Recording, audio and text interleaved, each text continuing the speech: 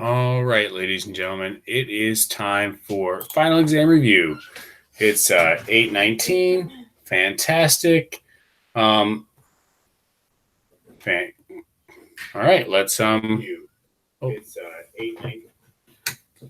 You guys fire out some questions, and I'll start answering them. And then after a little bit, we can I can take a look at the test and see if there's any other big things we didn't cover that we need to cover.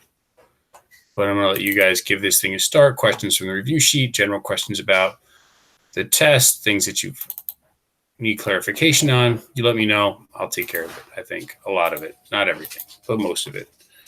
All right. The Korean War, the Vietnam War, and the Cuban Missile Crisis. Okay.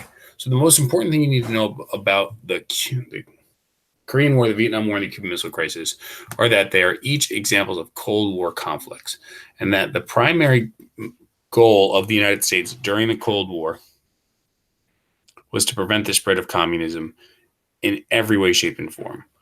So we'll start with Korea because I think Korea is well, let's even go farther back than Korea. Let me find a map down here. What do I have in my slides? So remember that the Cold War started at the end of World War II because the United States and Great Britain disagreed with the Soviet Union about how to rebuild the world.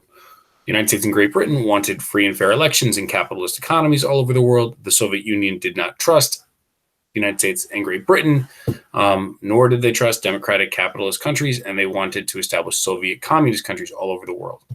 So because of that basic disagreement about how to rebuild the world at the end of World War II, the Cold War started. And the Cold War, basically, it's this conflict, this period of tension between the United States and Soviet Union as they competed for, world power, world supremacy, to be the strongest country in the world. Both countries ended up with nuclear weapons, the United States first, later on the Soviet Union. There was never any direct fighting between the U.S. and the Soviet Union. The big way that the two countries fought was by trying to create alliances with other countries around the world. And in that effort, the United States tried to contain communism. So like at the end of World War II, Europe needed to be rebuilt. The United States didn't want communism to become popular there in Europe. So the United States gave a bunch of money to the Soviet Union, to Western European countries and to Greece and to Turkey so that they would be allied with the United States. So that's a bullet point. The United States, they gave money to European countries to not be communist.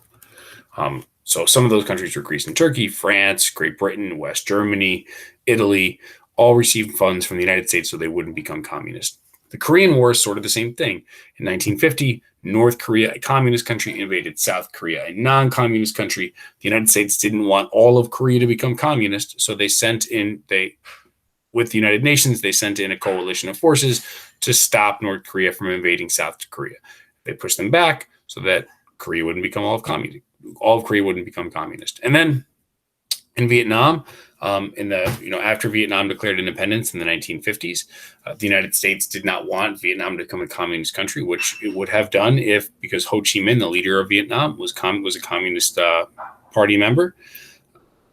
So the United States tried to stop that from happening. Eventually, that led to the United States sending in troops to fight against North Vietnamese troops, aiding South Vietnam in a Vietnamese civil war so that Vietnam would become communist. Eventually, North Vietnam eventually overcame and defeated South Vietnam and the United States, and Vietnam did become communist. But they're all examples.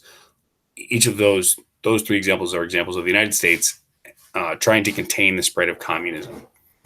The Cuban Missile Crisis ended up being a little bit different. I mean, the Cuban Missile Crisis was caused because the United States tried to overthrow Fidel Castro after he established a communist government. The United States tried to send Cuban exiles to overthrow this new Cuban government, this new Cuban communist government. It did not work. So Fidel Castro, a communist, called the Soviet Union and asked for help. The Soviet Union sent nuclear missiles to Cuba, which facilitated or started the Cuban Missile Crisis. People in the United States were pretty terrified that Cuba nuclear missiles in Cuba could attack the United States or could hit the United States. That's the Cuban Missile Crisis. Eventually, that came to a conclusion, or that the two countries reached an agreement, the United States and Soviet Union did, to prevent nuclear war. The United States took their missiles out of Turkey, and the Soviet Union took their missiles out of Cuba, and that was it. After that, the United States and Soviet Union opened up diplomatic relations so that there would be a less likely a chance for conflict, and that's an important result of the Cuban Missile Crisis. All right, let's go. Yes, the slides are shared on Google Classroom. Oh, I meant to share them here too. Let me see. Can I post them in the comments? Let me see. Paste. That's not them. All right, hold on one second, guys. File, share, done.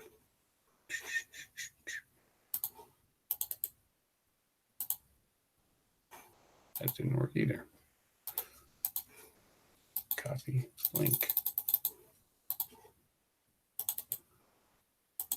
All right. So in the comments section of this thing is the video link, is the slides link. Slides. Nate, you need to know. Do you need to know the exact countries of NATO and the Warsaw Pact? Absolutely not. You just need to know Western Europe was allied with the United States and Eastern Europe was allied with the Soviet Union. Arian, yes, that is true of the Patriot Act. All letters should be capital there. Yes, basically, the basic idea of the Patriot Act. What do you need to know about, really, for tomorrow's test? You don't need to know anything about the Great Society, Watergate, or Watergate. You need to know that the war on terror, the United States trying to stop the spread of terrorism all over the world, or the proliferation of terrorist organizations throughout the world, the United States has invaded or been working with foreign countries to prevent that from happening. In 2 instances, at least, the United States has invaded foreign countries to prevent the spread of communism.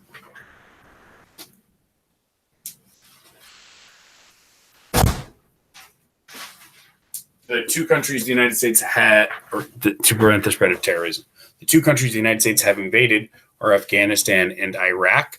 The United States still has a pretty big military presence in Afghanistan. That's the result of the 9/11 attacks, facilitated or caused the war on terror. And then, like you said, Ray, the Patriot Act is a result of that as well. All right. There's a lot of things. Yes, I will text Mrs. Lewis and ask her to tell her that you want the answers to the review sheet. Just did Cuba, the Korean War, Cuban Missile Crisis. Okay, let's scroll down. Alex, oh darn. Okay, well, did that. Shared the slides. Did that. Good. Okay, let me keep going.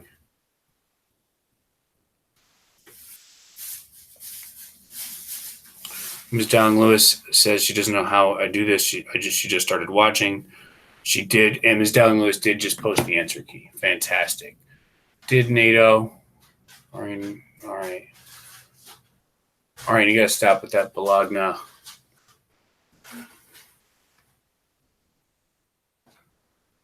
You guys are doing a really nice job talking to each other here. That's good. Will the thing about terrorist attack and 9/11 be on the test? I can't tell you exactly what will be on the test, but you should know that the 9/11 attack, the 9/11 terrorist attacks against the United States led to the American War on Terror, which has been the defining characteristic of American foreign policy since, I guess, 2001, that the United States was going to stop the spread of terrorism or stop terrorist cells or countries that support terrorism. The United States was going to be against them and try to stop that from happening. All right, cool. Other questions you guys have? Terrorist 9/11 desire. That's a weird question. Gonna remove that. That's a weird question too. Did the United States ever invade Kuwait? I think the United States went into Kuwait, yes, in the Gulf War, but I don't know if I'd call it an invasion. Iraq had invaded Kuwait, and the United States and the United Nations pushed Iraq out of Kuwait. That, yeah, I know that darn dog. She's not going to bark anymore. The child's link has to be live in the chat because you cannot see the comments. All right, here you go. Jeez, you guys are awfully demanding here. The war on terror is still going on. Yes, it is. The United States had troops on the ground in Syria for a very long time fighting ISIS or ISIL, depending on how you say it. Which was a terrorist organization. Thank you. Yes, those are the docs. The major points of the progressive era. So the number one thing you need to remember about the progressive era is that it is about fixing problems that were caused in the United States because of industrialization. So there were a number of political, social, and economic problems that were caused by industrialization. You're probably the problems that most stick out to you are the way that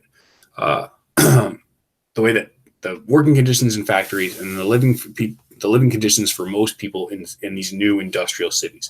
They were terrible. They were awful. In both cases, they were disgusting and dangerous. So that's the living conditions and working conditions. But on top of that, industrialization also changed the way that businesses were operated so that more big businesses were created across the United States. And these big businesses, like railroad companies, for example, had an incredible amount of power because they provided goods and services at relatively low prices, or they provided goods and services that weren't available in any other way, shape, or form. So like railroads could provide cross-country transportation and shipping, and there was no other alternative to that. And as a result, railroad companies, became incredibly rich and incredibly powerful. So what happened first is people throughout the late 1800s and early 1900s, called muckrakers, tried to, that's not the muckraker page. Where are we? All right. People called muckrakers published magazine articles, books, political cartoons, a whole bunch of stuff to make public the major problems that existed across the United States. So let's make a new slide. There'll be some dead air time for a second.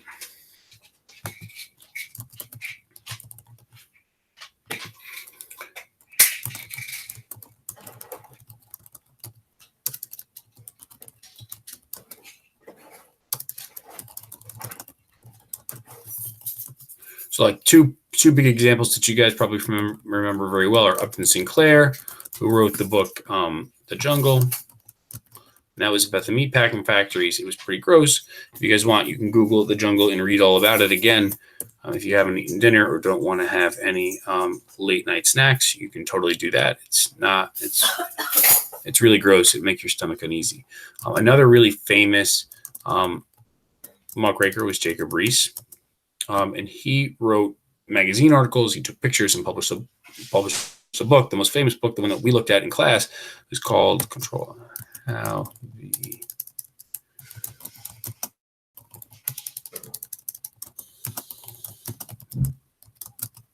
and a quick Google search of how the other half lives will get you, a very, very sad pictures. They're less, stomach churning.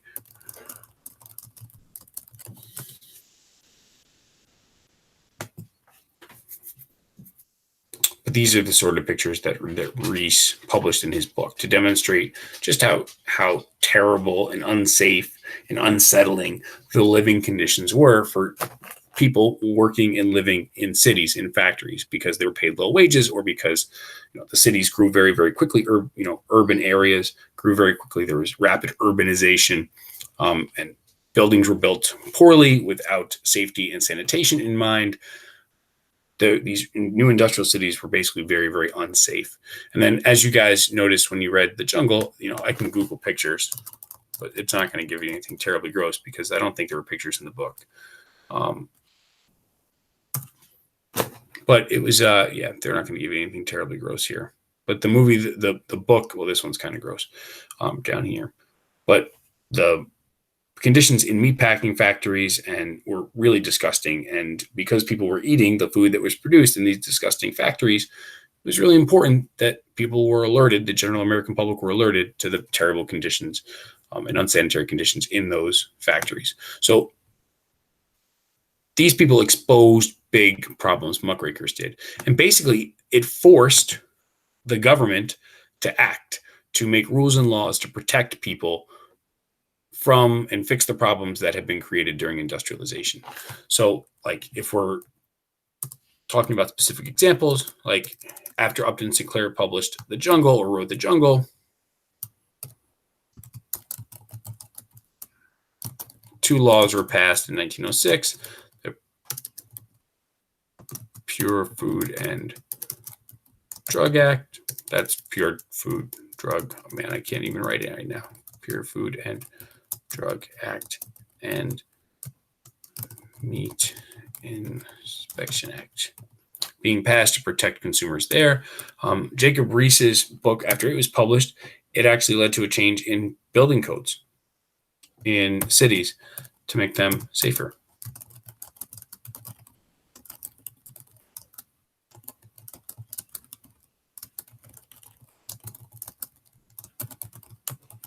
Cool. So that's the big idea of the progressive era. We know that women petitioned for the right to vote, and they gained the right to vote as part of the progressive era. We know that prohibition actually started during the progressive era because there was an abuse of alcohol in the United States leading up to the early 1900s. I don't have anything on those things, so you have to listen to me.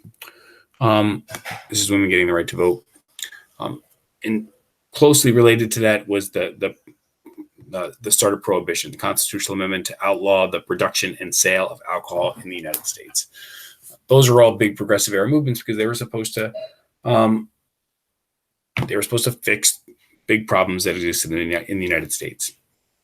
Yeah, that's it. That's the progressive era. That's the big idea in the progressive era. It was somewhat successful because you got some rules and laws that were passed and put in place to make things better. But of course, there were still a lot of problems that existed at the end of the progressive era that weren't fixed and addressed. Like Black Americans did not have their rights and demands for equality met really in any way, shape, or form at all during the progressive era. Like famously or infamously, Woodrow Wilson, considered a progressive president, encouraged or enforced segregation in federal government buildings. African-American workers in the federal government actually ate in a separate fenced-off part of the cafeteria, for example. Big businesses still had a huge amount of power at the end of the progressive era. That's probably one of the an enduring problem in the United States throughout U.S. history has been how to balance the power of big businesses and from taking advantage of consumers and workers. That was also a problem during the progressive era that I would say was sort of addressed, but not entirely. All right, more stuff. Let me go back to you guys are asking a lot of questions really quickly. My chat keeps reloading. So my bad if I lose stuff. And I'm also trying to scroll through all your blog now.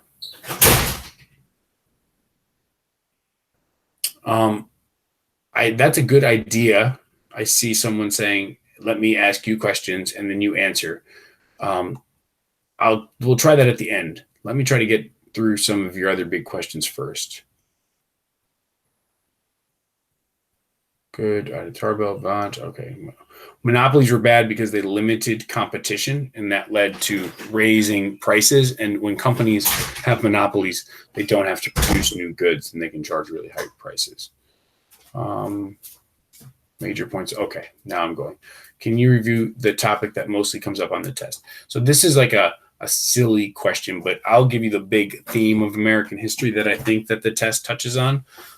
That in 8th grade history, we studied, I think 12 units: Reconstruction, westward expansion, industrialization, the progressive era, the World War I, the Roaring Twenties, U.S. imperialism, the 1930s, World War II, the Civil Rights Movement, and the Cold War, the big units we studied throughout the year.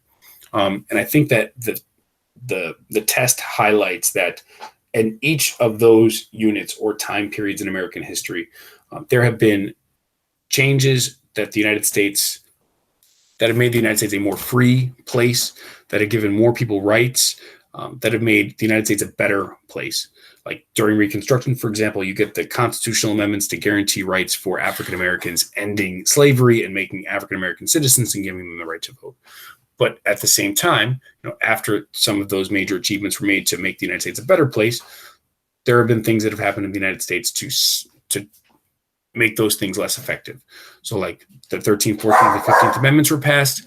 But unfortunately, the southern states limited those rights. Hold on one second.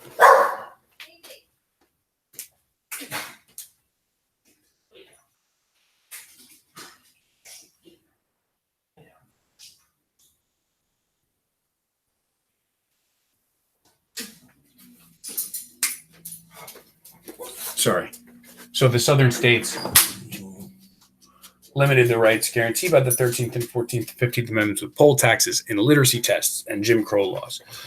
And you can highlight examples of that in every unit. Westward expansion, the United States expanded to the west and helped the economy grow, and that fueled industrialization. And they expanded some of the good things. In theory, they expanded good things about American culture and democracy, its economic growth into the West, but at the same time destroyed Native American culture. And some people consider the treatment of Native Americans during the westward expansion to be akin to genocide or close to genocide. During industrialization, the United States economy produced more goods, more jobs for more people from around the world. But at the same time, even though there were more goods for more people and the economy grew, like we said, there were major problems with industrialization, bad living conditions, bad working conditions. Things were fixed during the Progressive Era, but not all the things. And you can do that with every unit. There were really awesome things the United States has done to be the place that it is today. And then there are things that the United States or have happened in the United States that make the United States, or made each unit or made each time period, less exciting or less praiseworthy. So that's like if we're figuring out what the test is about, it's that. Cold War caught verbally. I don't know what that means. Boyle was a Cold War. Is that a joke? I don't get it.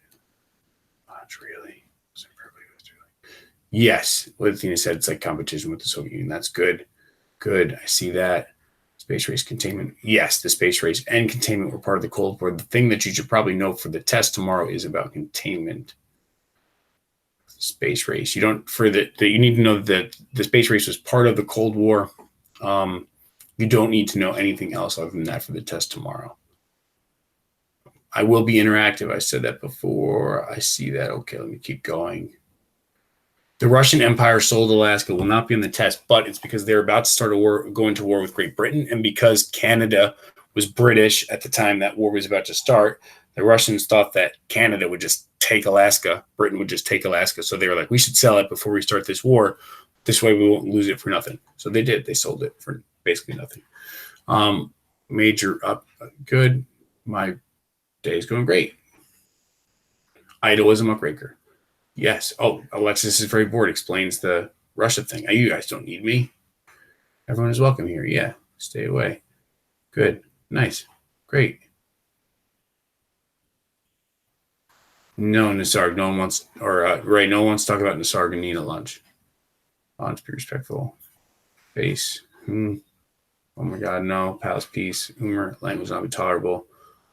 I can't tell you what the constructor response is on, except for that it's about U.S. history. You're going to get a historical context question. You're going to get a purpose question. You're going to get a cause and effect question. Yeah. Muckrakers, word, probably cartoons. Not cartoons. Carpetbaggers were Northerners who moved to the South during Reconstruction. Good. I already answered that question. Man, I'm late. Reagan kind of ramped up the Cold War when he was president, put more pressure on the Soviet Union, and also took a hard line on communism, especially in Central and South America. Lots of people tried to stop the Holocaust. I don't know that I would give anyone, like in when we talked about it in class, we talked about the partisan movement. The partisan were Jewish people in Eastern Europe who escaped Nazi control or escaped Nazi invasions and then launched guerrilla attacks against the Nazis in Eastern Europe, especially Poland. And then there were, just anyone who tried to spread information about the Holocaust or held people and hid them away from Nazis. Those were people who fought against the Holocaust. I don't know. I don't know if I'd give them a name. Important events in the progressive era. I just highlighted the publishing of those books and then the laws that came after.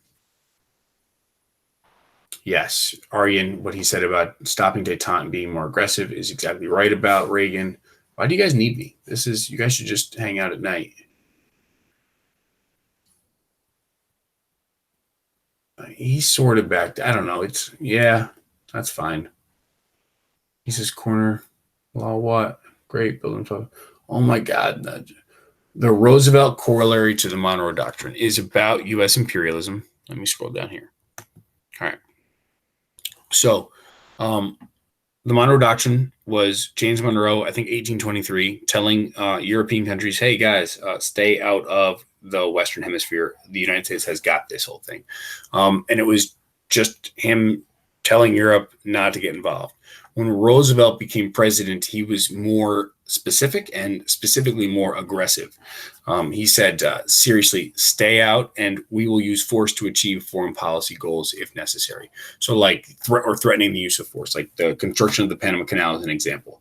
Panama was part of Colombia. When the United States wanted to build the Panama Canal, they asked Colombia, hey, can we build the Panama Canal there in your land? Colombia said no. So the United States helped people of Panama who wanted independence from Colombia get independence.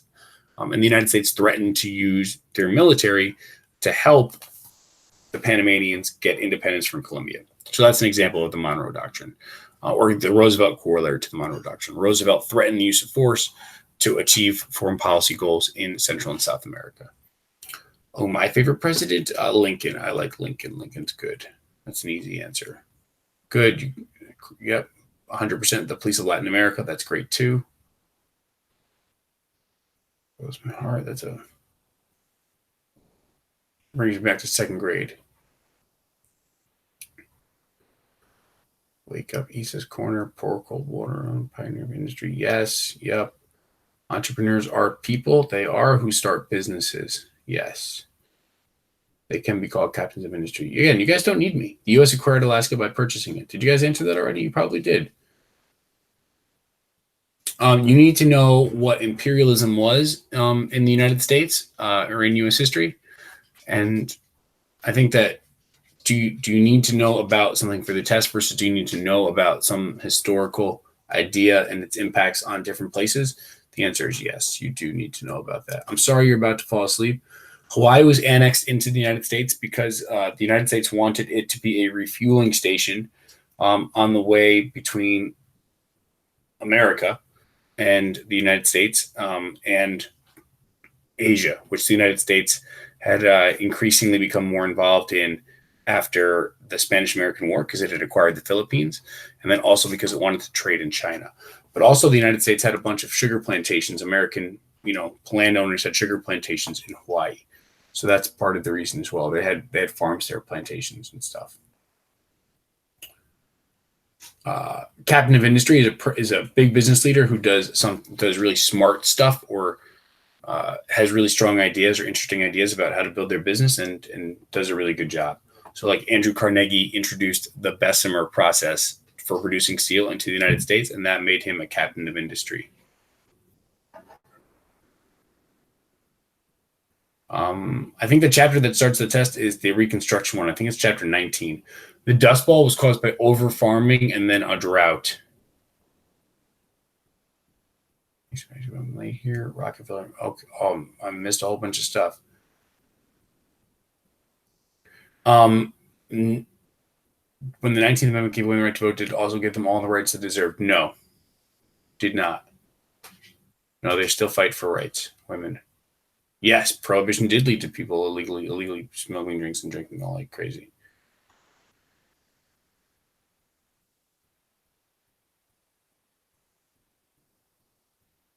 Negative effects of the Roaring Twenties would be like increased nativism. Prohibition, of course, was a negative effect of the 20s. Yeah, you need to know about that. And increased nativism, Sacco and Vanzetti, the Red Scare. Palmer raids. Those are all the negative effects. Mistreatment of people in the United States based on their immigration status. Plessy versus Ferguson was overturned by Brown. Let me go back to the bottom here. I'm just going to stay at the bottom, and if I miss stuff, I'm going to come back. The New Deal, I see as a question, is FDR's policy to fix the Great Depression.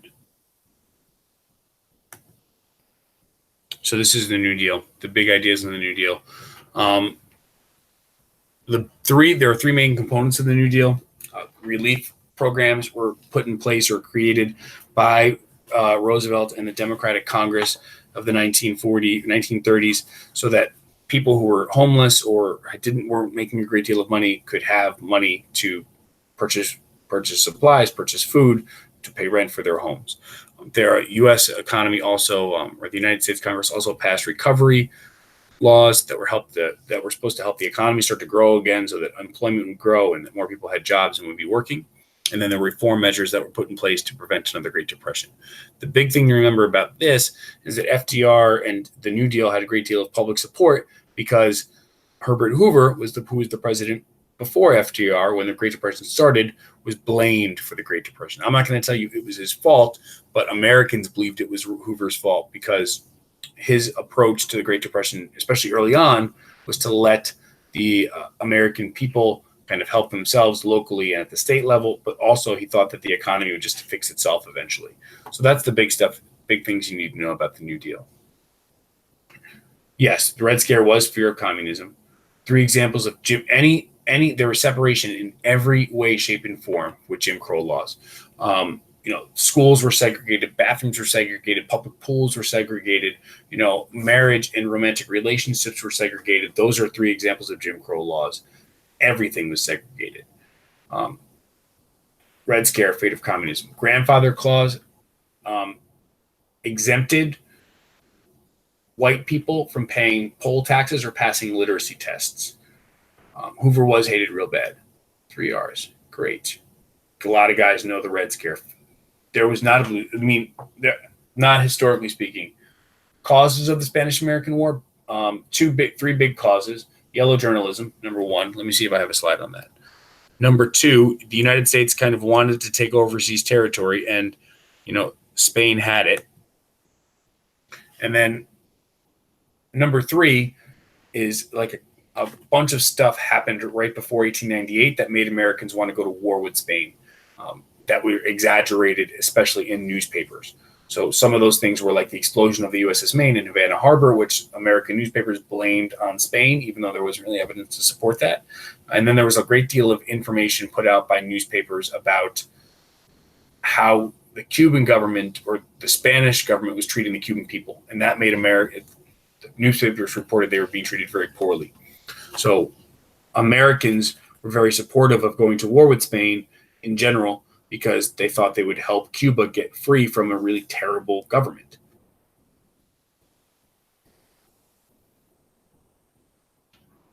Over the template for cause and effect response, for cause and effect, you're gonna get 2 documents tomorrow. Like, for example, let me see if I have one in my drive that I can open up for you real quick.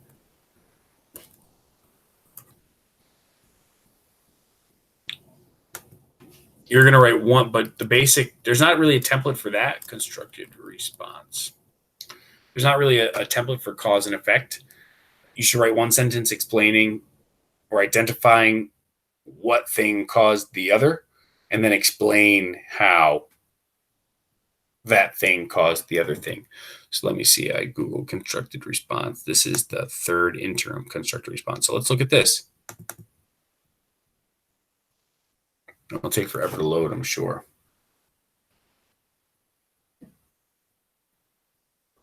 The baby boom was, so while this loads, the baby boom was population growth after World War II. Yeah, you should know that the result of the Spanish-American War is that the United States acquired overseas territories.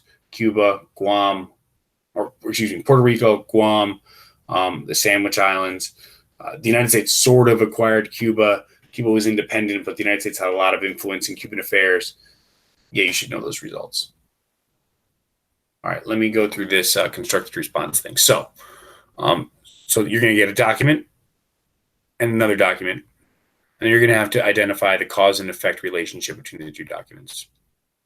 All right. So in this set of documents that we're looking at here, the Treaty of Versailles is one document, and the document 2 is a political cartoon showing Adolf Hitler gaining power in Germany. So the cause and effect relationship here is that the Treaty of Versailles caused Adolf Hitler to gain power in Germany. That's your first sentence. And then your second, third, and fourth sentences, you're probably right between 3 and 5 sentences, would be explain how the Treaty of Versailles led to Hitler gaining power, right? So you could explain the Treaty of Versailles punished Germany by making them reduce the size of their armed forces and accept full responsibility for World War I, period. Additionally, Germany had to pay a huge amount of money to the Allied powers in reparations, period. As a result of this, the German people became incredibly upset and angry, and Adolf Hitler created a new political party and promised to fix Germany. Because Germany was so weak, German people were enticed by Hitler's promises and supported him. And that would be the answer. So one sentence identifying the cause and effect relationship. So like the Treaty of Versailles caused Hitler to gain power. And then one sentence or 2 or 3 sentences explaining that. Let's look at another one.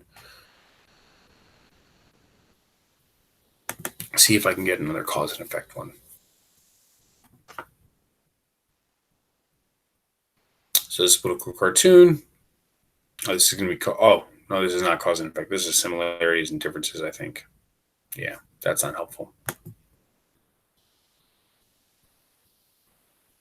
Well, let's look at the updated midterm constructor response. Maybe that's cause and effect.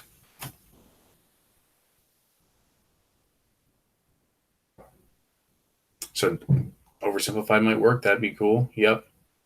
The Vietnam War, the big thing you need to know is that the United States, hold on, let me finish this. I'm sorry. All right, so this one is a cause and effect relationship too. You got child labor on the left. On the right, you have Samuel Gompers saying that people, need to be in labor unions. So the cause and effect relationship is that children working in factories and the general poor conditions of factories and the industrialization led to an increase in union leadership, or an increase in popularity of unions. And then you explain why in 2 or 3 sentences. All right. In terms of Vietnam, what you need to know is that it was part of the United States. Right. What you need to know about Vietnam is it was part of the United States' effort to contain communism.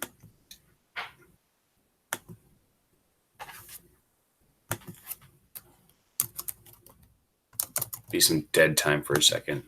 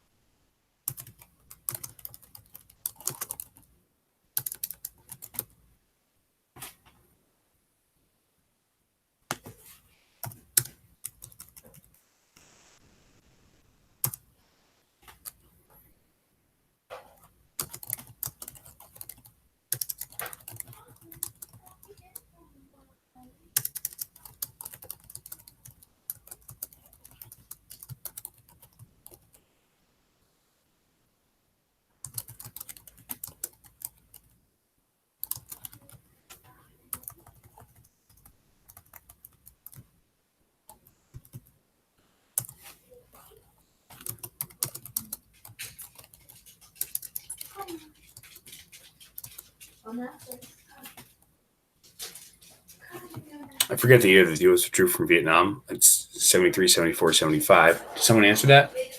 No?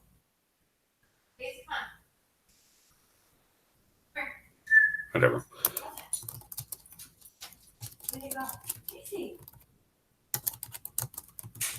All right.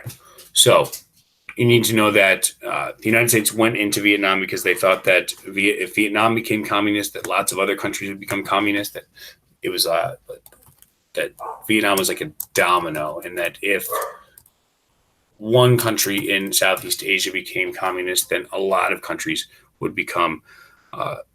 This cartoon is fantastic. This image, great. That if one country became communist in Southeast Asia, that a whole bunch of other countries would become communist in Southeast Asia. The United States government was not truthful at all about how the war was going. And when Americans kind of realized that the war was not going very well for the United States, there was a major push, a major shift in public opinion to take the United States and remove and withdraw troops from from Vietnam, American troops from Vietnam. But there was still a lot of people in the United States who thought that the war in Vietnam needed to continue, and that made this issue very divisive in the United States.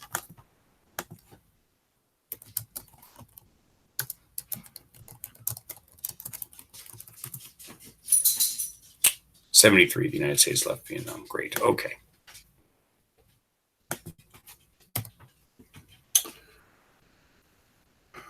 For the final, I don't think you need to know about that modern wave. Watch oversimplify. Let me scroll to the bottom here.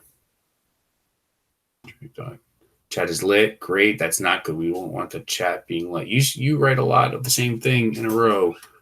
This person. That's nice of you to be my number one fan. Fuzzer Gaming is not overrated. That's not true. That's incorrect. Underrated, apparently. This is silly. End the stream. Oh, ouch. Hashtag end the stream. You can just not stay. Try to fight me. I was going to say that. Jonathan, I got almond milk. That's cute. NATO is a military alliance created in the event that there was a war between the United States and the Soviet Union. Got you.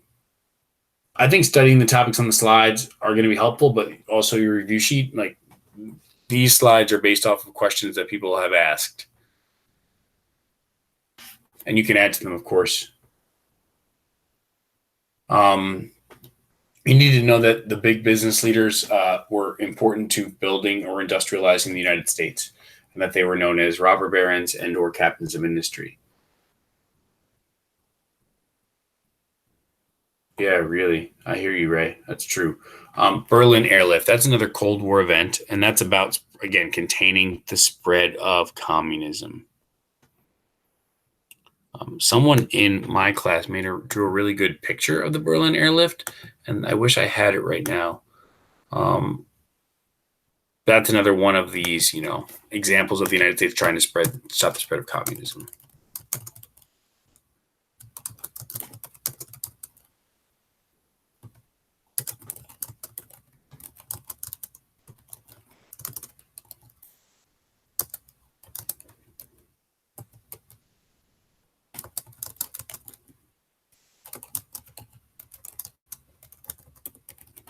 Yeah, West Berlin was in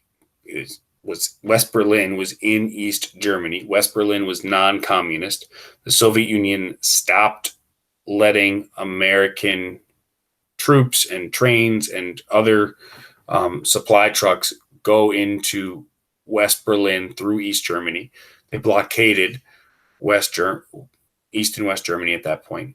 So the United States was left with a choice of either, not doing anything and having West Berlin ask the Soviet Union for help, and what the United States actually did was they sent supplies in via airplane.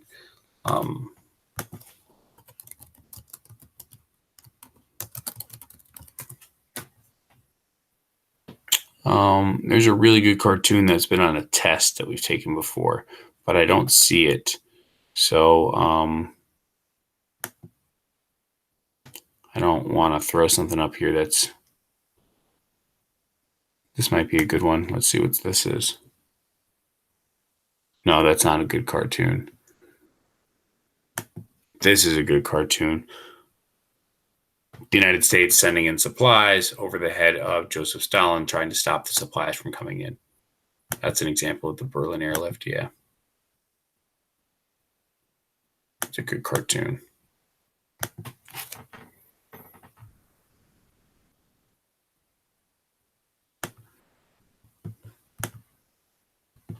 That's the Berlin Airlift. More questions. Arguments for imperialism would be easier access to raw materials and a new market to sell goods.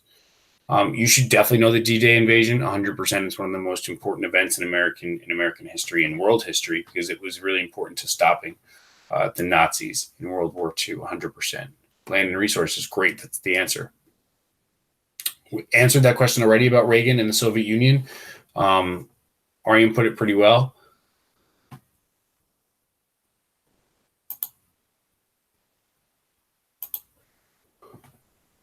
%. The answer is farther up in this chat if you guys can get to it.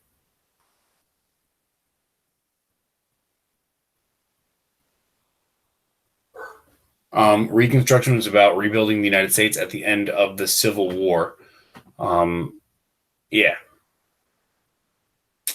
Some good things, guaranteeing Black Americans constitutional rights, 13th, 14th, 15th Amendments. But of course, Southern states and white supremacists tried to deny Black Americans rights through the KKK, the White League, and then Jim Crow laws, poll taxes, and literacy tests. The Patriot Act was a law passed in the United States after the 9/11 terrorist attacks that allowed the federal government access to information, telecommunications information, especially to prevent terrorist attacks in the United States. And that meant that your digital privacy was invaded upon as a result. All right, let's do this. Someone wanted to do like, these, let me see what I got here. Me to ask you guys questions and you answered them in the chat. Let me see, because I lost track of all the things that are on the test and what are going to be covered. So let me open it up.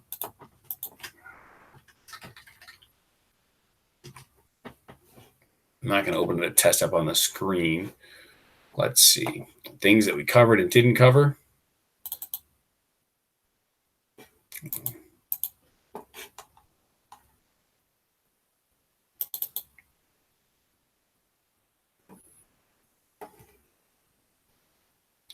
All right, let me see if there's any more questions. You post that's my image. Don't think it's right. I will take a look. I have an old copy of the review sheet with the answers, but I'm sure you're fine. Literacy tests were tested to keep Black Americans from voting, basically, that were put in place in the South. Ultimately, the literacy tests and poll taxes were done away with after the Voting Rights Act of 1965 was passed, and then there was a constitutional amendment to eliminate the poll tax. And the result of that was more Black people voted in the South after the law. All right, let me check out this test here. There's stuff on the test that we didn't cover just now. We've covered a lot of things, so I feel really good about this review session and you guys knowing all the answers. So we talked about constitutional amendments to help different groups of people. Definitely. We also know that organizations were created to deny rights, even though they were constitutional amendments. We covered this already. We didn't talk at all about westward expansion. Let me go to westward expansion, the westward expansion slide. So I got 2 slides in this presentation about westward expansion. 3 slides. So westward expansion, we are referring to the United States acquiring territory to the west of the Mississippi River after 1803. And you've got this map that shows that. You guys did a map in school about it. The United States then needed to encourage people to live in all this land, and they did so by giving it away with the Homestead Act. They also had a transcontinental railroad built to connect the east and west coasts, so that it was viable. You were able to live in the West, right? You could get supplies and you could travel there faster and easier. One of the big problems, though, was that Native Americans had their territory. They were living out in the West when the United States American settlers started to move out there. And that meant that Native Americans lost their lands in large quantities really quick. If you guys click on this link here, this map or series of maps kind of animates the loss of Native American land to westward expansion. And in the process of Native Americans being forced off their land, they had to change their culture. Remember, a big part of their culture was the buffalo. And the buffalo, you can see here, buffalo were basically almost entirely killed off during westward expansion by hunters that wanted them for their hides or wanted to kill them for sport. So that's westward expansion stuff. Let me check and see if there's more things. You guys are talking a lot about height, and that's, you guys are all, none of you will be the same height in like 2 years. We talked about industrialization. We know that lots of people from all over the world came to the United States during industrialization to gain new jobs and economic opportunities. We know that the result of industrialization was the rapid growth of cities, and that the living conditions were really, really bad. But during the Progressive Era, things were done to make things better. And we talked about that. You know that workers were treated poorly as well, and that led to a rise in labor unions.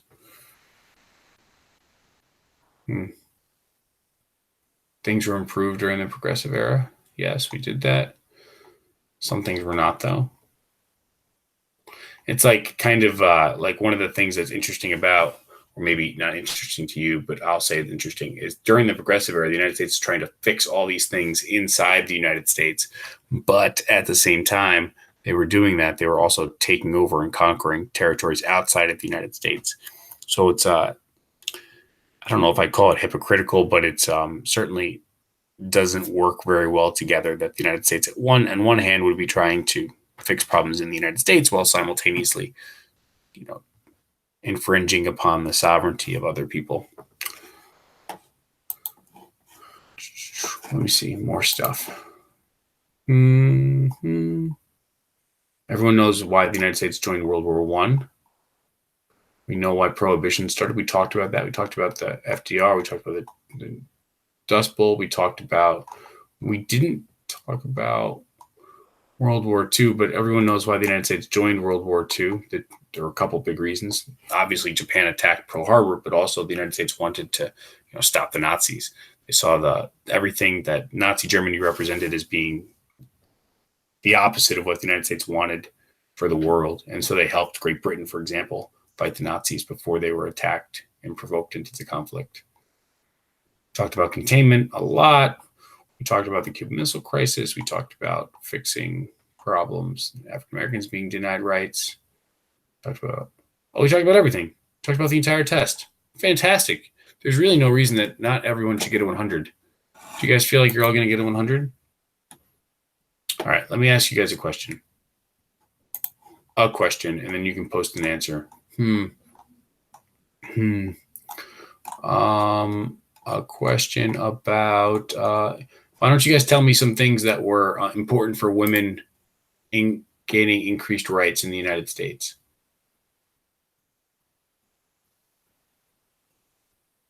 Someone thinks my hair's falling out? No way. Nah, bruh.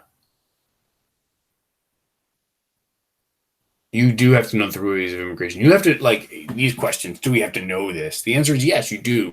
Otherwise, you wouldn't have talked about it in school all year. Will it be on the test? It's a different question, and I can't answer that. Questions on the test, 30 multiple choice plus 3 short answers. All right, so you got suffrage. That's absolutely something that was really important to women getting more rights. Talk about something else that's not an amendment. Protesting, absolutely. Yes, World War II and World War I both helped women gain more equal and social and economic status because of their work they did. The women's movement to vote happened during World War I, Ray. I hope people are paying attention. They worked. That's really important as well. Absolutely. Yes. Yes. All those things, everything that you guys wrote is fantastic. Let me see if there's something else I can ask you that you could say. Why did the United States enter into World War I? No, I don't need to teach swag. You guys know swag. Yes. So my next question is, why did the United States enter World War I?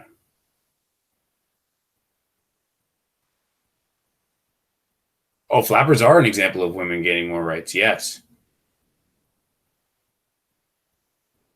That's true. Yes, absolutely. Zimmerman Telegram is a big part of it. And because the Germans were sinking American ships, yep, absolutely. Sinking of the Maine. No, not sinking of the Maine. Like the Lusitania was sunk in 19, I forgot the years. The Lusitania was sunk, and that made Americans mad, but that's not the Maine. It's a different boat, but you're right, a boat was sunk.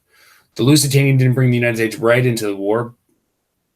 It was the Germans sinking American commercial vessels, trading ships. Yes.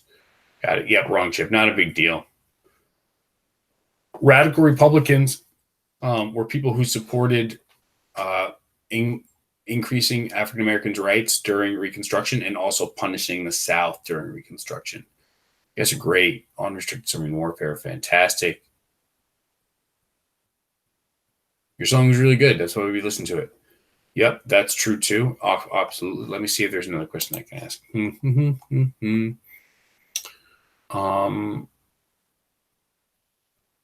Why don't you guys, maybe you guys can write some positive or negative effects of the assembly line.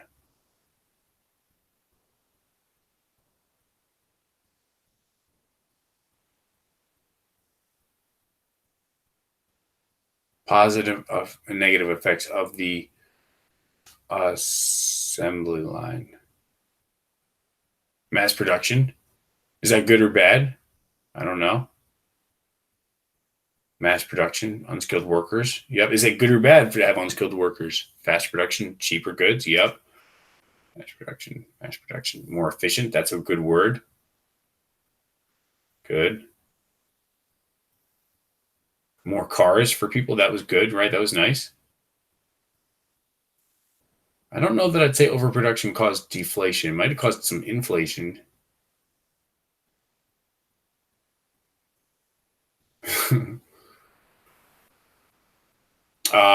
The two presidents in the 80s were Reagan and Bush, the first Bush. So yeah, it did drive down demand for skilled work. That's true, the assembly line. All right. Never gonna run for president. That's nice of you guys being so kind.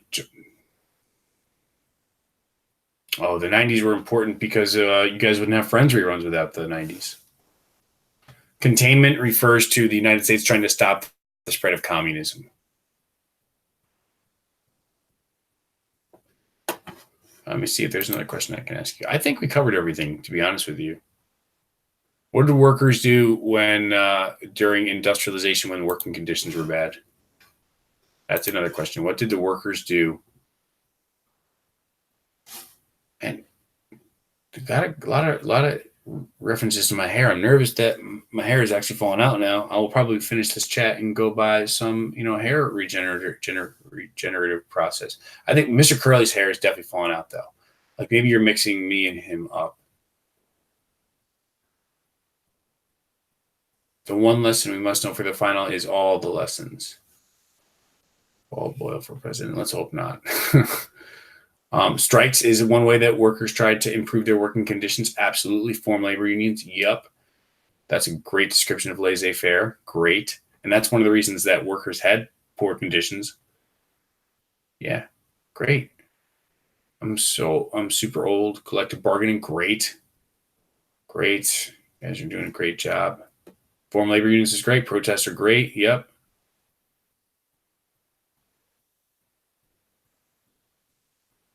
That'd be funny. That was true. I guess I've never seen me and Dr. Mosick in the same place at the same time.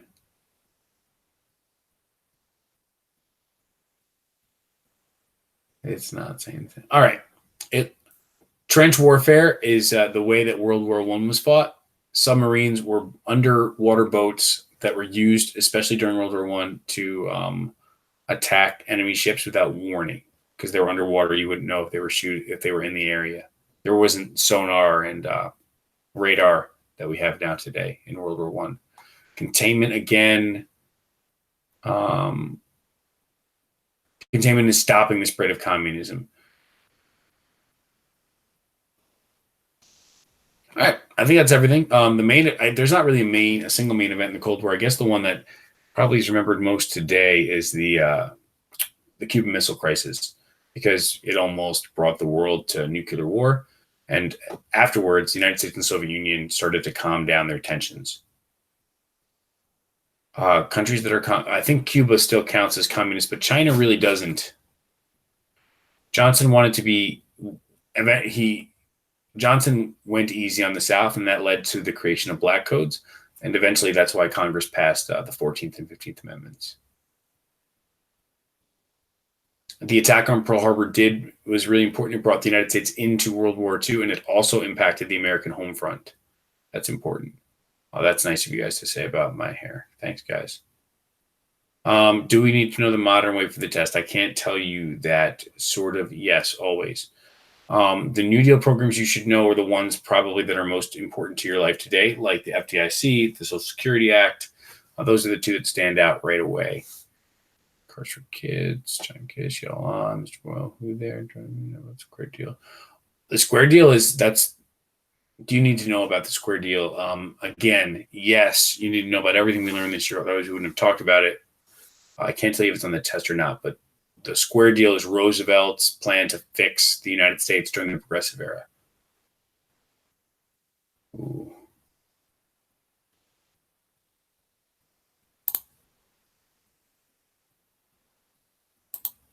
Cool. All right. Fantastic. Yep. Square Deal is Roosevelt's plan to fix the economy or fix the United States during World War II. I'll show you the test. Yeah, I'll show you the title page. That's cool. Hold on one second. Let me pull it up. Show you the test. Show you the test. Show you the test.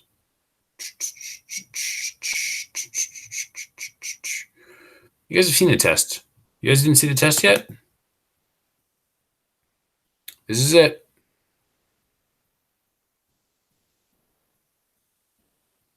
There's the test. Whew. Done. All right. Can we leave after a certain amount of time? No, you have to stay forever. I think that you have to stay until the dance. I showed you the test answers all night. All right. You guys have a great evening. Make sure you don't stay up too late. Make sure that you make sure that you get a good night's sleep and you eat a very nutritious breakfast. I'm really into oatmeal right now. Oatmeal is really good. All right. Other than that, see you guys later. Adios. All right. How do I turn this thing off?